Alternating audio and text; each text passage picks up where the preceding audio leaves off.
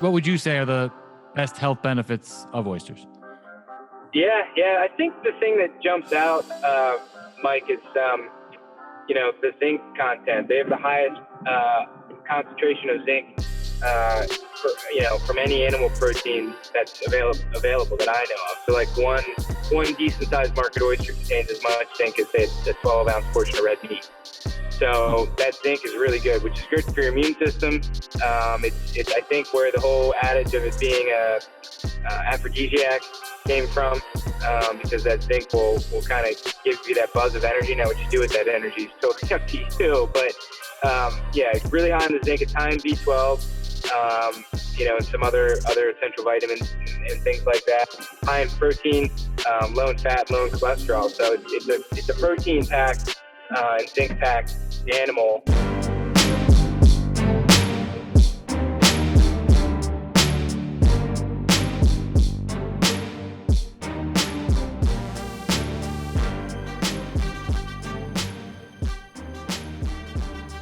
We're back on Unleashing Truth. I'm your host, Michael Steven. I'm very excited to be here today with my buddy, Scott Budden. What's up, Scott? What's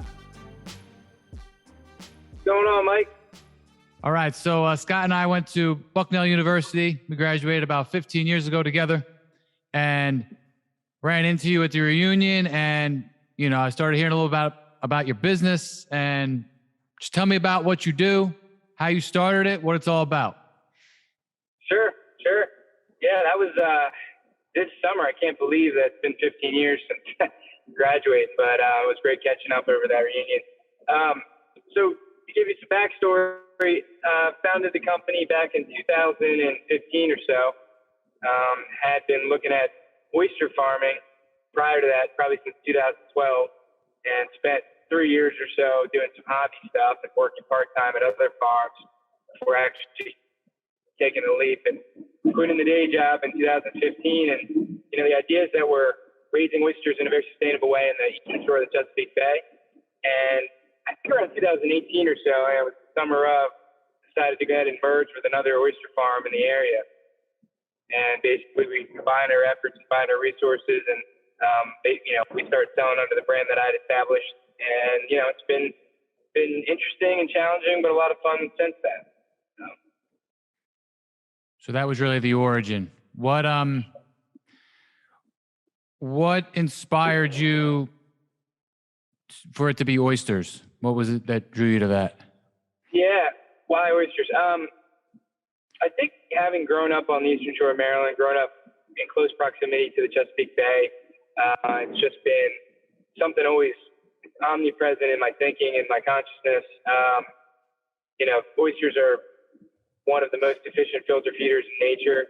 And so farming them in a sustainable way, meaning that we can go on in perpetuity. We're not taking out more than we put in. We're actually taking out a lot less because some don't make it market size. Doing it in that sustainable way really helps the water quality of the bay.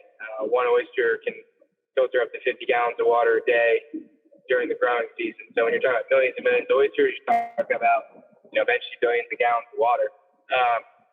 So I wanted to make a personal and professional impact in terms of improving the water quality, but also there's a ever increasing demand, it seems like, for farmed oysters, farmed seafood in general, but definitely like farmed oysters are starting to really blow up everywhere, it seems. So what's the name of your company? Should have gone there first. Yeah, no, it's called Orchard Point Oyster Co. Orchard Point Oyster Company. And you got it. All right, so you're based out of there it is. All right. Yeah, we're gonna see that. We're gonna see that logo live and in effect. All right. So how does the business work? Like, explain the ins and outs, the farming process. I've seen pictures of you over the years on boats. I was like, hey, look at this Forrest Gump over here. That's what actually I was like, that's when I saw you a couple of months ago. I was like, yeah, I knew you were up to something. So kind of just go into that. Sure. So it's funny because in 2010 we had our 10 year, I guess, or no, what was it? 2012. Wow, I'm out of it right now. So 7. Focused. So it would have been 7. It would have been 17. We would have had our 10-year, I guess, right? Yeah. So Yep. I was a couple years into it at that point. I'm trying to remember though if I had thought about even 5 years out. I don't think so. I think because that would have been 12. That would have been 2. Yeah, I guess it would have been around that time. I think it was actually at the 5-year. It was 5-year. I remember going back to that at Bucknell and talking to folks about, this idea I had, for farming oysters. I'm definitely not the first to do it, historically, and definitely not the first in the Chesapeake, but one of the earlier farms to do it. The daily process definitely involves going out boats most days and actually, either, tending to the crop or harvesting the crop to sell the oysters. So, back when I was talking about it to other alum in 2012, I was envisioning, exactly what you're talking about with going out in rubber boots and all kinds of weather, just like Forrest Gump.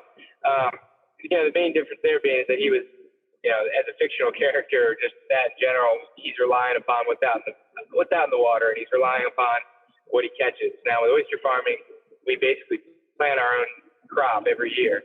So, like I said before, some of it's tending to it, which means basically keeping the crop happy. So, you start off, you get a million oysters, they fit into like a couple sacks, maybe this big or so, a couple big watermelons, for example, to give you a comparison of volume. And then by the end of it, it's several tractor trailer loads, packed to the brim. So there's a lot of manual and physical effort involved with getting it from a couple little watermelons up to, that kind of volume, because they grow somewhat exponentially in that, you start off you might get 4 bags, and that turns into 16, that turns into 64, because they're just growing so fast that you have to keep the stock density consistent. There's a lot of work involved with that. You have to constantly grade it by size because they're growing at different rates. And then there's the harvesting of the oysters, where we're pulling them out of the water, washing them. We're basically culling them by size for certain orders. Certain chefs want certain things. And then we're literally putting them in, wax cardboard boxes and sending them around the country to go to different chefs and buyers. So, my day-to-day now, I'm less on the boats compared to what I was. I think that's probably where the business needs me at the moment. I'm currently delivering some days of the week to deliver directly to chefs in the Mid-Atlantic. But sometimes, or most of the time, I should say, I'm, back to my number crunching days, and I'm looking at, trying to think about farm strategy, because it's really tough to know 100% what's in the water, how fast things are growing, what kind of supply you have. It's really tough to read demand too. That's why we're in so many markets, because we want to kind of smooth our demand out. So a lot more time in the office these days than being out in the boats, but I think my body and the business kind of needs that right now. But there's, a team we have of 2 other working partners, and I think 7 employees are up to now, and they're, most days they're out there, 10 hours a day on the water and or in the packing room, and they're hard at work, moving oysters around, turning through them, sorting them by size, using some machinery to do that. It's pretty physical, pretty hands-on. How many employees was that again? I think we're up to like 7 in total, something like that. Yeah, I think it's 7. Yep. Awesome. 2 working partners. So we're still, very much a small business. But as far as farms go, we're one of the more medium to large size farms in the state now. Yeah, it sounds like, you're the visionary, you're the expert on it, and, you can't be going out there like you used to, but it still seems like you're hands-on, which seems like you kind of get the best of both worlds, right? Yeah, I wouldn't say I'm not really the expert per se, because I'm constantly learning and making mistakes. I mean, I think that's just like anything in life. Like, I've been at it for 10 years, and, I feel like I've definitely put the hours in to become an expert, but the reality is it's farming. So you can think you have everything dialed perfectly, and then nature throws you a curveball, because that's what you're depending on for, survivability of the farm, the growth rates of your product, even comes down to how it's tasting and the consistency of the product and all that stuff. So, I wouldn't go as far as say I'm an expert. I'd say I'm, proficient at it, but I think the idea is that you have enough people that are hands-on every day that, hopefully collectively you can put your heads together and come up with the best decisions and best strategies. So I enjoy the strategy end too.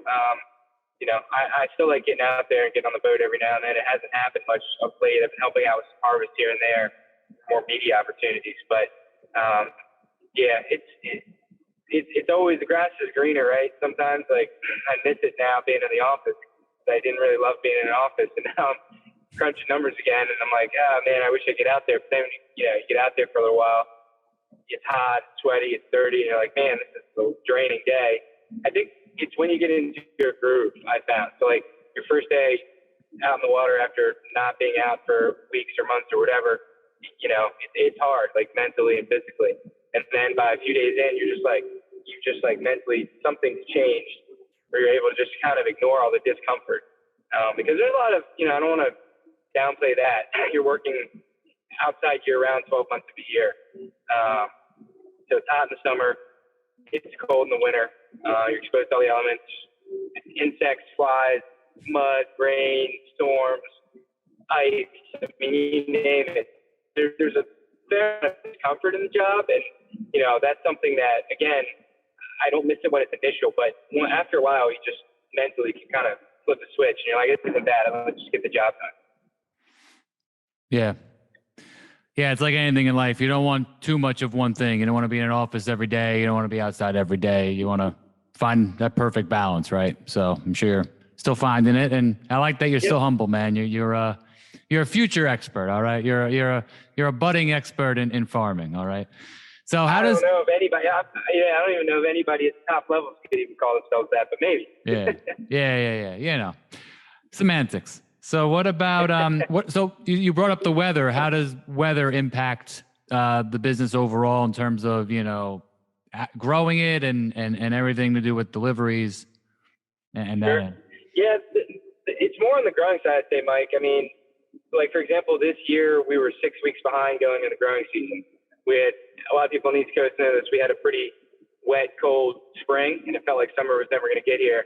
And then finally, sometime in May, I feel like it was mid-May, like mid to late May, the temperature started to rise. Air temperature started to go up. Water temperature started to go up, and then all of a sudden, algae shows up in the water, and that's what oysters eat. They're vegetarian, and they basically eat, the plant matter that's in the water. Not all of it, but the kind they like. And anyway, long story short, I've seen growth as early as mid-March in some years, and we didn't really see anything budge on the farm till sometime early May. So, that's back 6 weeks of growth that you're counting on, which is not insignificant, even though it's slow growth in the beginning. So now here we are in a bit of a market crunch where we're a little behind on, trying to keep up with demand. And, if we had that 6 weeks of growth, we'd have, 6 weeks more product maybe, or something along that line. It's always linear. But yeah, it's challenging. I mean, with the delivery side, it's not as big a deal. We, like UPS the Postal Service for wind, rain, and snow. But it's that weather, man. I tell you, somebody can figure that one out there. They make a lot of money. So when I saw you a few months ago, you mentioned that you do something for 10 years. You do like 1 hour a day, and eventually you get, 10,000 hours. What was that math? Yeah, it was more that if you spent 10,000 hours on a particular endeavor, a lot of times I think it's psychologists have found that, and behavioral economists too, I think have looked into this a bit, where you really get a mastery of a skill once you've invested about 10,000 hours into a particular skill. So however you want to allocate that out, if it's an hour a day, or if it's, 10 hours a day, whatever the case may be. I think there's not like a hard science on it, but what they found is a lot of people really, their careers took off. Their objective level of output, in terms of quality, when you look at like musical acts and stuff, for example, they really start to transcend and take off once you hit that hour mark. So, and again, I doubt everybody's going and logging their daily hours, especially in creative pursuits, but you can kind of say on average, I spend this much time doing this a day. So, run that out over the course of years.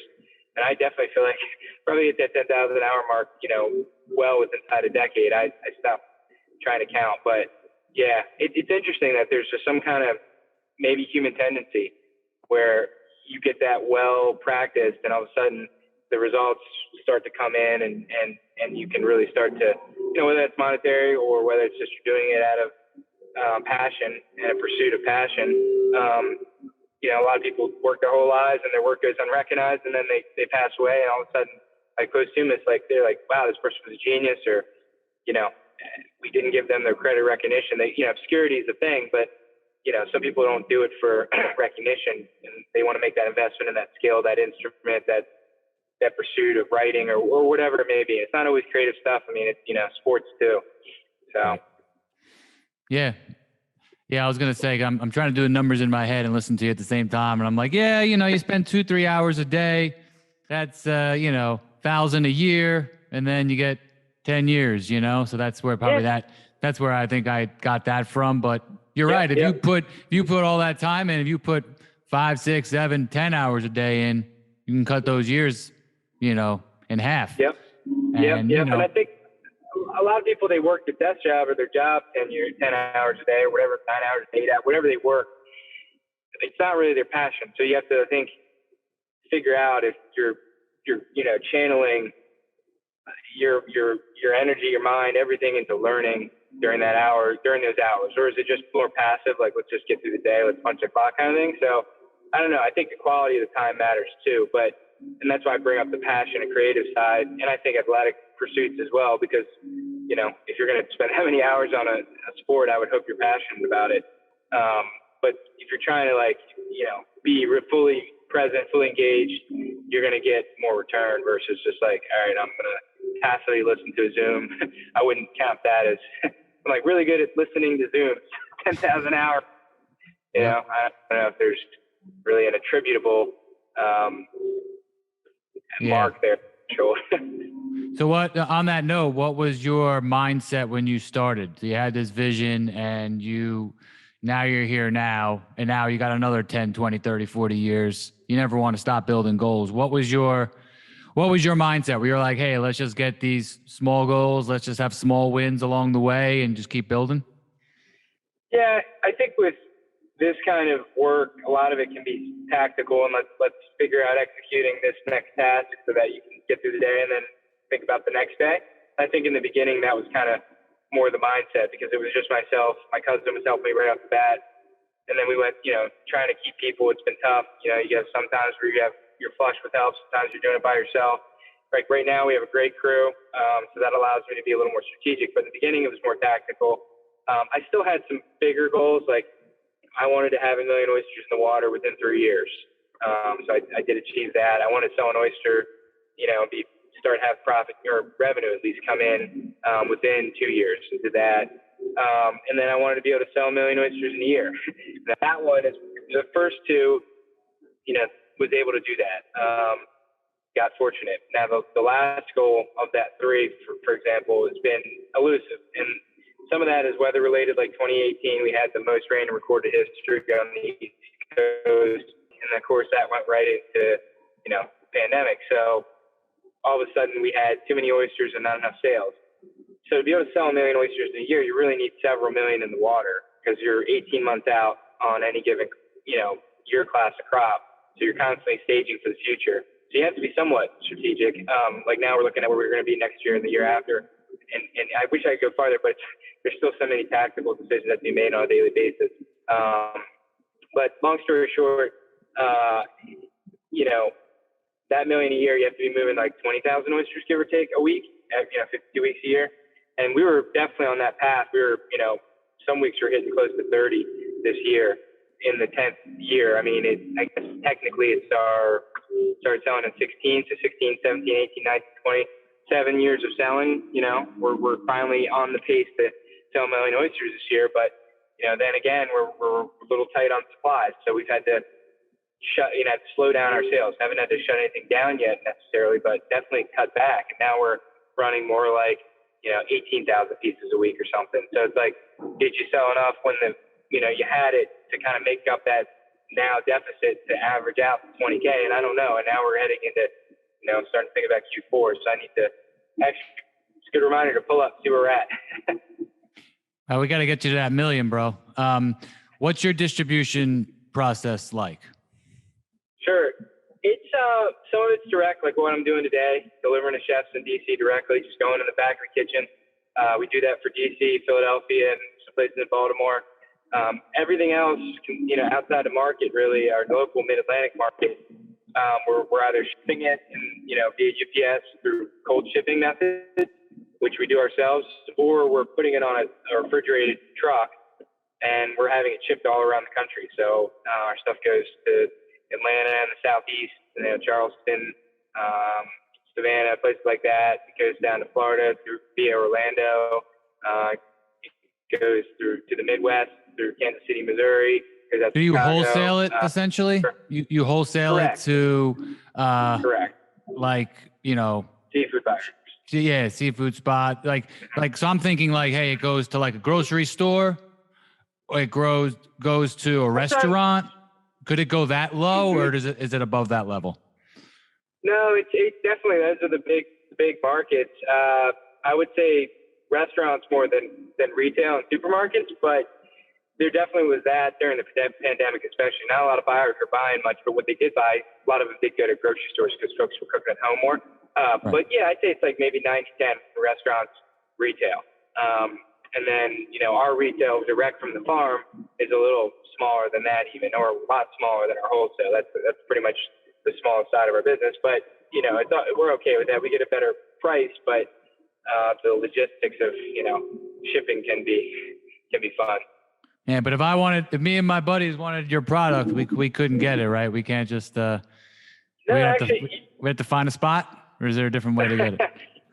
No, you actually can online on we have a retail component of our website called the Shuck Shop, and if you look at that, it's on our website orchardpointoysters.com, and you go to the Shuck Shop. There's actually a whole bunch of stuff we offer. We ship oysters. We also ship crab meat.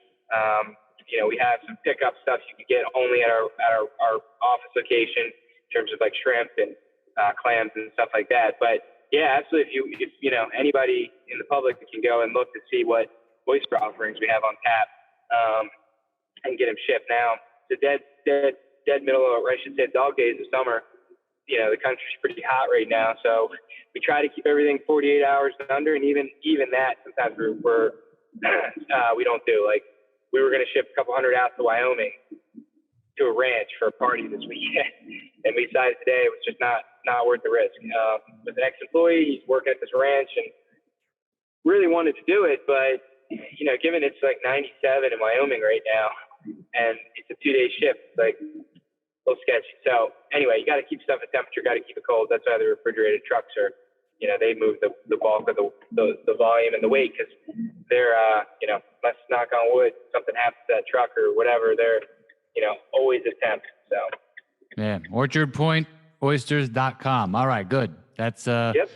Yeah, if we're feeling, we want to try out these oysters and clams. Yep. You said, and anything else? Yeah, we do fresh Maryland crab meat, so not frozen. Picked right here in Maryland using Maryland crabs. That's really high quality. We'll ship that out. We can ship that as far as we can ship our oysters.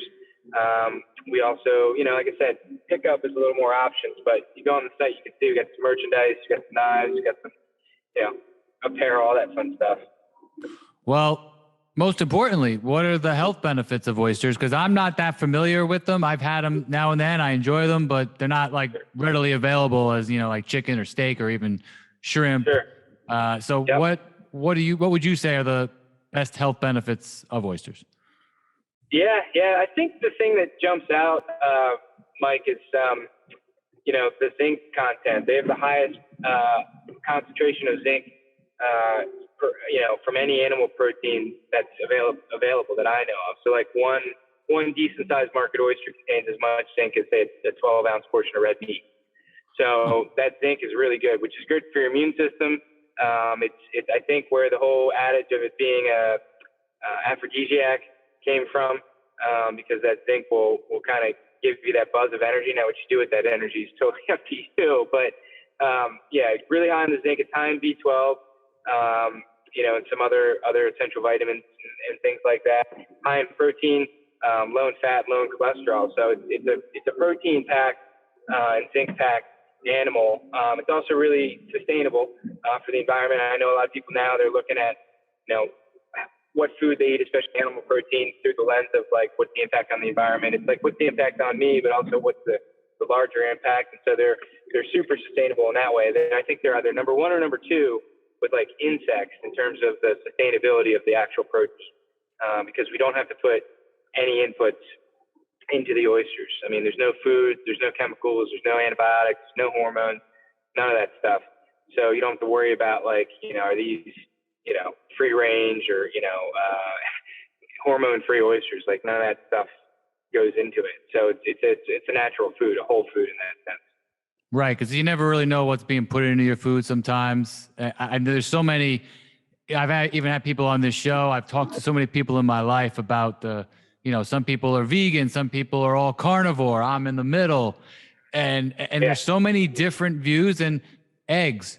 Some people think eggs are amazing for you. Some people think eggs are very bad for you. There's so many different, and again, all these people that I have talked to and have listened to are very smart, but it's just, it's what works for each person, and it's what where you're getting them, and it sounds like you have a great product that isn't tampered with. You grow it from the ground up, and that's a good point with zinc, because I actually just started taking zinc pills, like a supplement, in the last couple of years, because I heard that was good for you. And I think you're supposed to take it with quercetin so that it gets into your cells. I don't know if you heard of that, but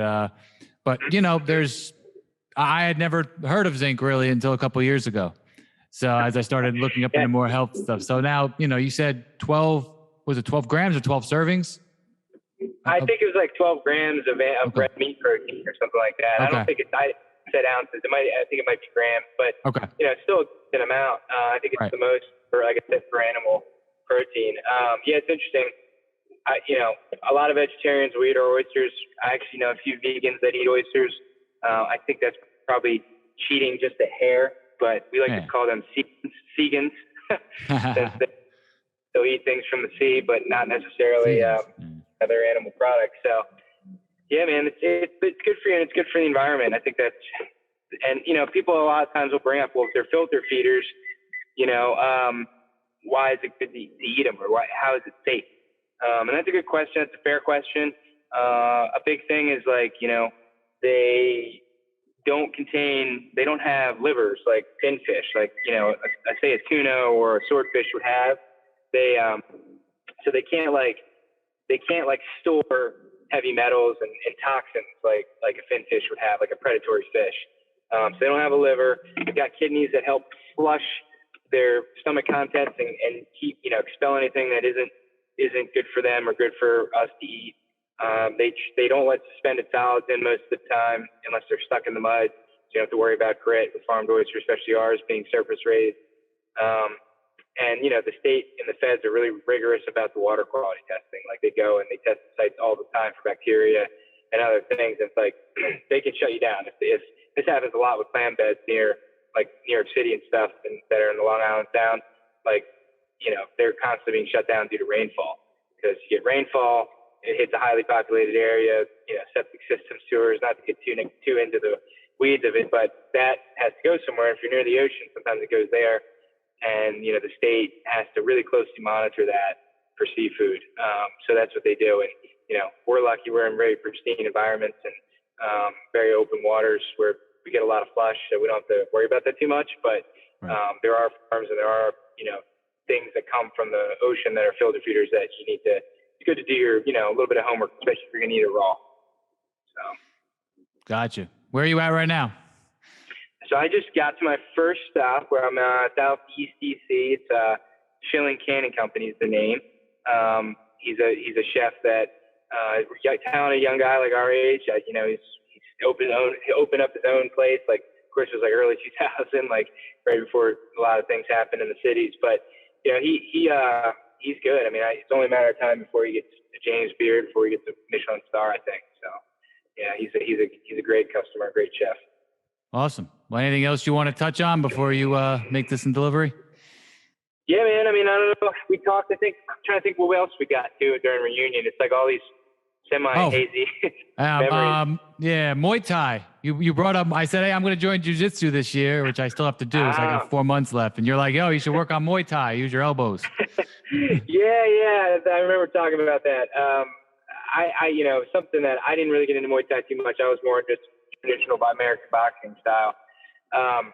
But when I lived in DC for a decade, and then, for a portion of it, maybe 5 years, I was kind of really into training, sparring people, that kind of thing, just kind of getting a feel for the sport.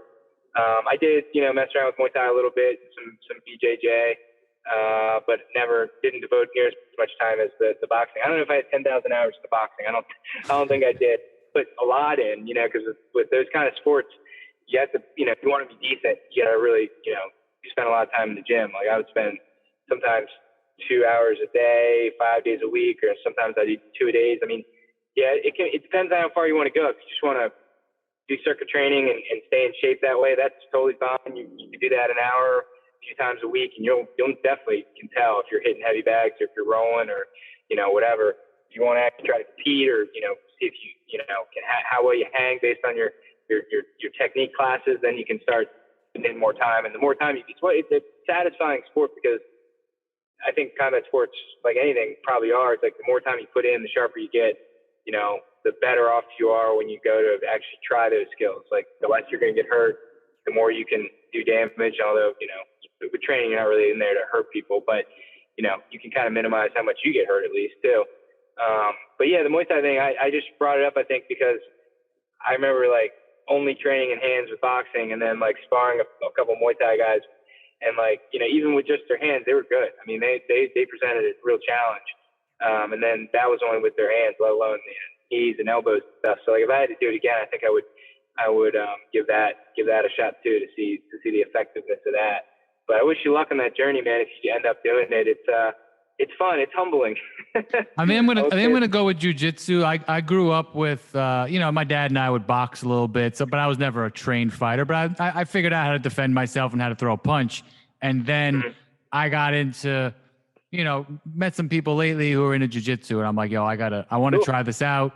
They say, hey, you're athletic. Take you a few months and you'll be fine.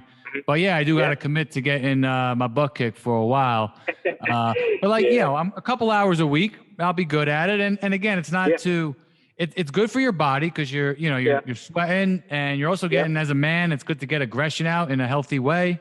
I think it's good to learn how to fight in general, just in case.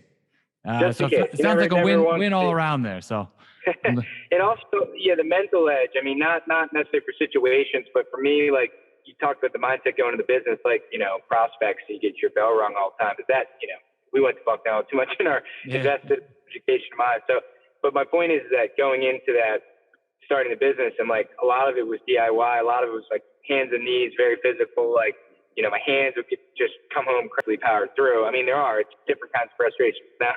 Now instead of like this part not working, I can't get this tool to work and fix this, and having the perseverance, it's like, okay, well, we've got like something going on in HR, or, I'm having trouble communicating with our somebody, so it's different frustrations are still there. It still takes some mental strength, but, it's not quite as physical. But I will say that, I hope it works out for you, and like you can take that focus and mental strength you get developed and apply it to the podcast and whatever else you're doing.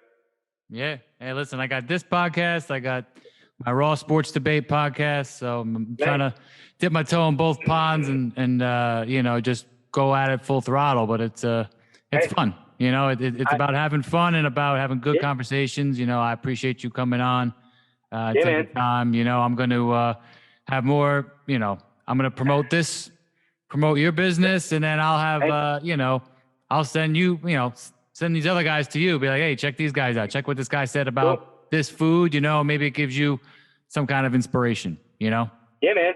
Love that. Love the collaborative spirit, and glad we were able to reconnect, man. Let's stay in touch.